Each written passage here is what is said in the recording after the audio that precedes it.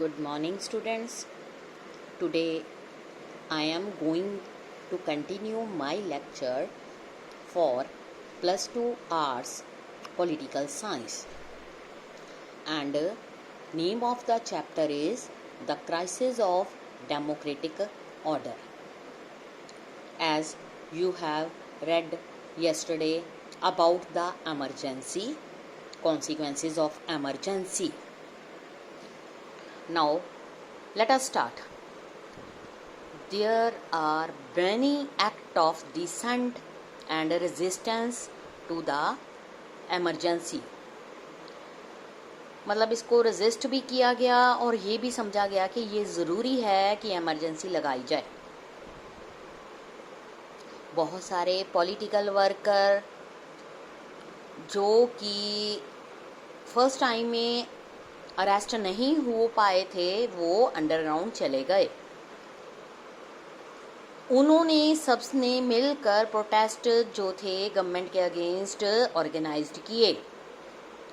Newspaper जैसे Indian express, statesman, उसमें भी अगेंस्ट सेंसरशिप के रिगार्डिंग प्रोटेस्ट किया गया, जिसमें स्पेस को ब्लैंक छोड़ दिया गया, जहां पर न्यूज़ जो आइटम थी सेंसर्ड करी जाती थी. बाकी तो उन्होंने अपनी न्यूज़पेपर को पब्लिश किया, लेकिन उस जगह को छोड़ दिया गया जिसमें कुछ न्यूज़ ऐसी थी जिस पर सेंसरशिप गवर्नमेंट की तरफ से लगाई गई थी during emergency. Magazines like the seminar, main stream, उन्होंने उस चीज़ को चूज़ किया. सेंसरशिप को सबमिट करने की बजाय उन्होंने अपने आप को फ्रीडम की तरफ खींचा. बहुत सारे जर्नलिस्ट अरेस्ट कर दिए गए क्योंकि उन्होंने इमरजेंसी के अगेंस्ट अपने आर्टिकल्स में लिखा था. Many underground news letters, leaflets उनको पब्लिश किया गया to bypass censorship. Kannada writer था शिवरामा क्रंथ, उनको पद्म विभूषण अवार्ड से भी मिला है. And Hindi writer Phanishwarnath Renu, उनको भी अवार्ड मिला है Padmashri. Return their awards in protest against the suspension of democracy. क्योंकि वो लोग उस कंट्री में बॉर्न हुए थे जहां पर पूरी डेमोक्रेसी थी, freedom of speech, newspaper, media, इस पर किसी तरह की कोई भी रोक नहीं थी. लेकिन जब गवर्नमेंट ने इमरजेंसी के दौरान इन सब पर सेंसरशिप लगा दी तो उन्होंने अपने अवार्ड्स को रिटर्न कर दिया. Bye and large though such open act of defence and resistance were rare. ऐसा कभी नहीं होता कि कोई अपने पद्म भूषण अवार्ड को रिटर्न कर जाए. पार्लियामेंट ने बहुत सारे चेंजेस कॉन्स्टिट्यूशन में किए. अगर हम बैकग्राउंड देखें तो ruling of Allahabad high court, उसमें इंदिरा गांधी की केस की सुनवाई थी. उसमें एक अमेंडमेंट था, डिक्लेयर किया गया कि इलेक्शन ऑफ प्राइम मिनिस्टर की कब होंगी. इसमें थोड़ा सा चेंजेस किया गया. President, vice president could not be challenged in the court. 42nd amendment was also passed during the emergency. आप सबने +1 में पॉलिटिकल साइंस में इन अमेंडमेंट्स के बारे में पढ़ा होगा, क्योंकि ये amendment consisted of a series of changes in many parts of the constitution. Among the various changes made by this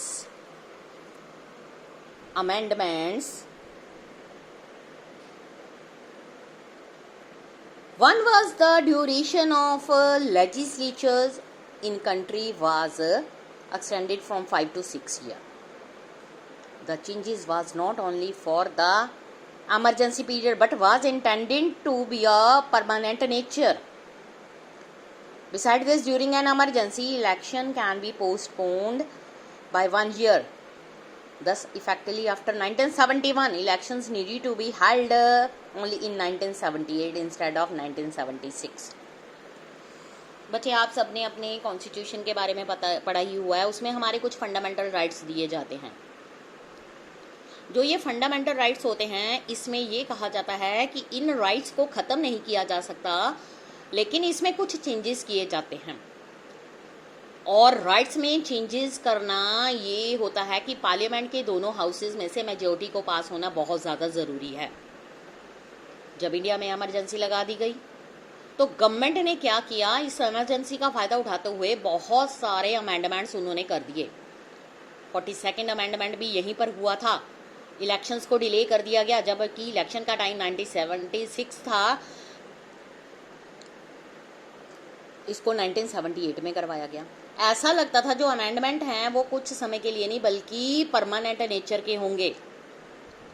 इस तरह से बहुत सारे चेंजेस जो हैं ड्यूरिंग इमरजेंसी में किए गए.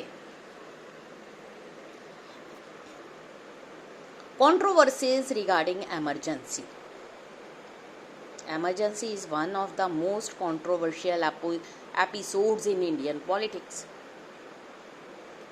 One reason is that there are differing points about the need to declare emergency.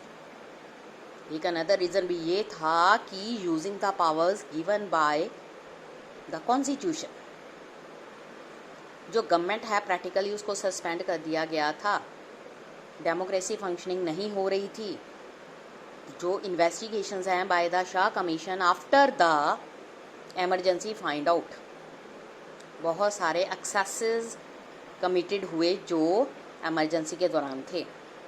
There are varying assessments of what the lesson of emergency are for the practice of democracy in India.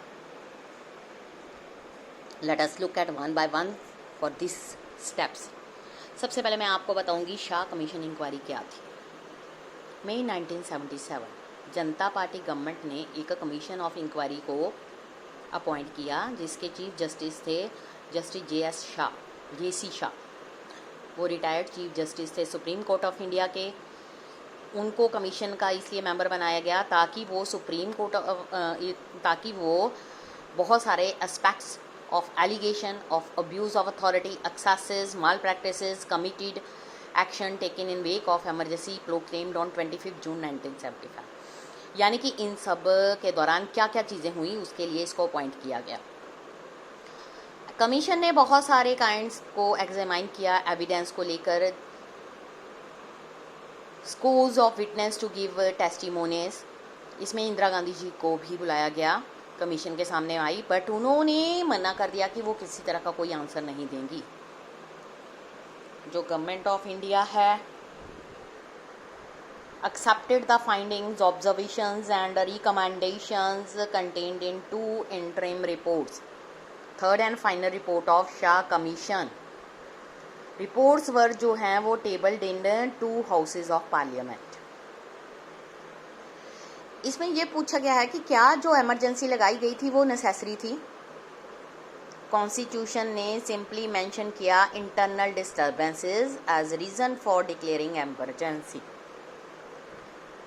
Before 1975 emergency जो थी never proclaimed on the ground.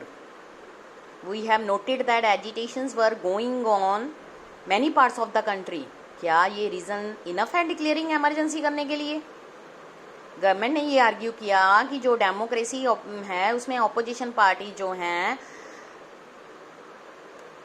Must allow the elected ruling party to govern according to its policies.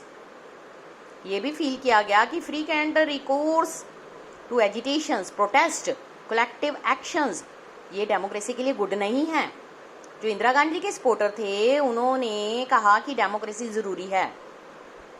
You cannot continuously have extra parliamentary politics targeting the government. हर कोई government को नहीं target किया जा सकता। इससे क्या होगा, instability and distract the administration from its routine task of ensuring development, ये सब कुछ रुक जाएगा। जितने भी एनर्जीज हैं जो मेंटेनेंस के लिए, लॉ एंड ऑर्डर के लिए ज़रूरी हैं, वो डाइवर्ट हो जाएंगी। इंदिरा गांधी जी ने एक लेटर लिखा शाह कमीशन